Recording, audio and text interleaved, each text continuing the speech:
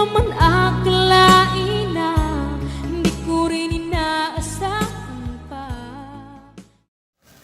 Narito tayo ngayon upang matunghayan ang nagiinit, nagbabaga at talaga namang usap-usapan at nagtitrending na latest issue ni Ate Erica. Sa pagpapatuloy ng ating istorya ay binabanggit nga dito at binabasa ni Kalingap Val ang tungkol sa post ng isang member ng E-Lover. Dito nga ay sinasabi at pinaparatangan si Lolo Miguel na siya daw ay talagang mukhang pera.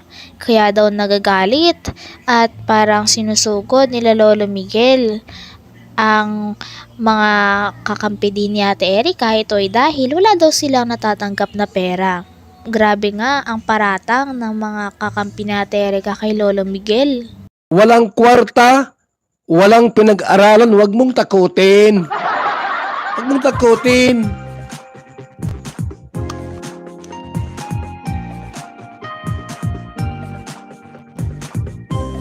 Tuloy natin mga kaibigan, ha? Tuloy natin po mga kalingap. And nagpauto kasi kayo. Kanino? Kanino nagpauto? Sa inyo? Oy, sa mga bagong bukas ang ating pong live, ito po ay yung grupo ng E-Lovers. E-Lovers! Buko ninyo eh.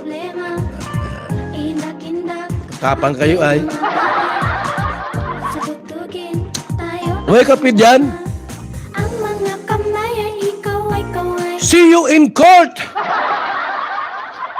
Nagagalit kayo kasi di namin kayo binigyan ng pera. Grabe kayo magsalita sa matanda. Di kayo naawa sa matanda. Kasi mukha kayong pera! Grabe kayo magsalita. Ha? Ayoko na. Tapang nyo. No. Tapang-tapang nyo.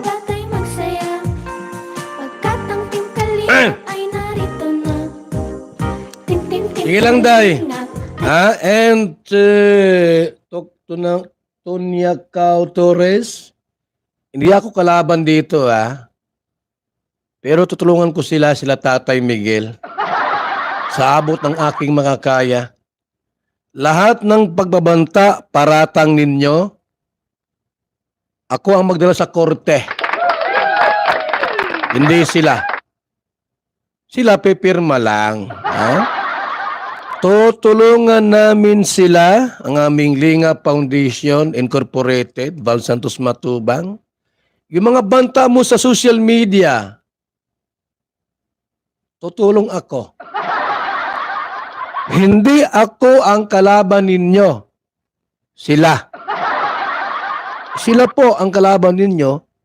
Ako'y mamagitan laang. Sabi nga ni Kalingap Val na mali ang ganitong uri ng paratang at kung gusto daw nilang kitain sila Lolo Miguel sa korte ay nandoon si Kalingap Val dahil si Kalingap Val ay handang tumulong at talagang sa tama lang talaga siya kumakampi. Kaya sure din naman daw si Kalingap Val na ang tama ang mananalo. Sige lang, Day. And talk to na Tonya Cao Torres. Hindi ako kalaban dito, Pero tutulungan ko sila Tatay Miguel. Sa abot ng aking makakaya. Lahat ng pagbabanta, paratang ninyo, ako ang magdala sa korte. Hindi sila. Sila pipirma lang, Tutulungan namin sila, ang aming Linga Foundation Incorporated, Val Santos Matubang. Yung mga banta mo sa social media, tutulong ako. Hindi ako ang kalaban ninyo. Sila. Sila po ang kalaban ninyo. Ako'y mamagitan laang. Ako'y nag-gather po ng mga evidence, iba't ibang mga spy. Yung mga drone dyan naglipana sa ere, mga evidence, data. Pag nakita ko po yung mas matinding ebidensya po na kayo ang naging sanhi kung bakit po itong mga batang ito ay na-brainwash ang utak nila at naging kaaway nung matanda. Manda kayo. Manda kayo, ha? Kasi brainwashing yan sa batang... akala ko mga matalino kayo. Huwag kayong mag-post sa social media ang may pagbabanta sa mga maralitang Pilipino. Mali yun. Gusto mo ng katahimikan? Burahin mo. Sa lalong madaling panahon, pati video ko nakapost doon. Cybercrime Division ng baka sa isang araw nasa RTC tayo. Mali yan ganyang mag-post po na may pagbabanta. Babasahin ko ulit. Dami mo mga naipost dyan. Miss Tonyacao Torres. Silang kaaway mo, hindi ako. Mayroon pa ang sinabi si Kalingap Val na issue na parang usap-usapan na gusto na nga manghingi ng tawad ni Ate Erica at ng kaniyang ate na si Sheila May. Ngunit sabi ni Kalingap Val ay parang may pumapigil lang daw talaga sa kanilang makapangyarihan o napakalaking tao. Baka may pumipigil lang daw sa kanilang leyon kaya ayaw magsalita ng dalawa ngayon kahit kalat na sa social media at sirang-sira ng kanilang image dahil sa issue na ito sa pagitan ng kanilang lolo na iniwan nila. Ako ay tutulong lang sa kanila.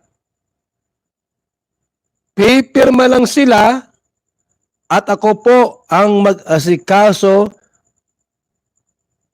at mag-gather ng mga evidence laban sa inyo. Anong laban nila?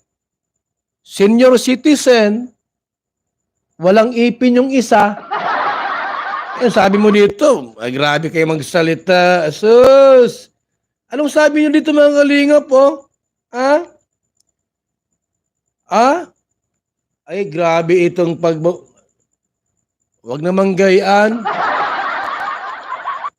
Pati ipin ni tita, pupudpurin nindo.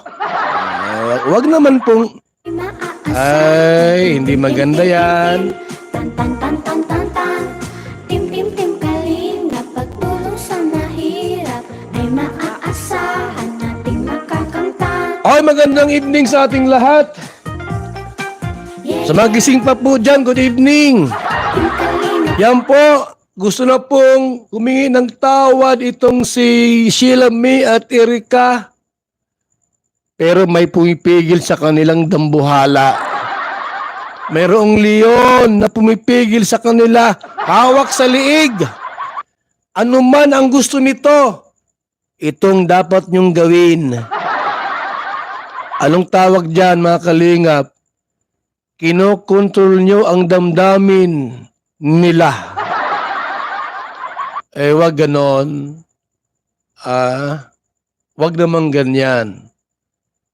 Gusto lang humingin tawad sa lulo. Pero kinokontrol ninyo. Wag nyong gawin yan. Kami ang mga kalaban ninyo. Kakasuhan namin kayo.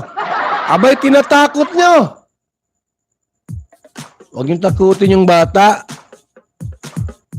Gusto na magkumbaba sa lulo po. Humingin tawad at magsisisi. Pinipigilan nindo. Gusto lang humingi ng tawad.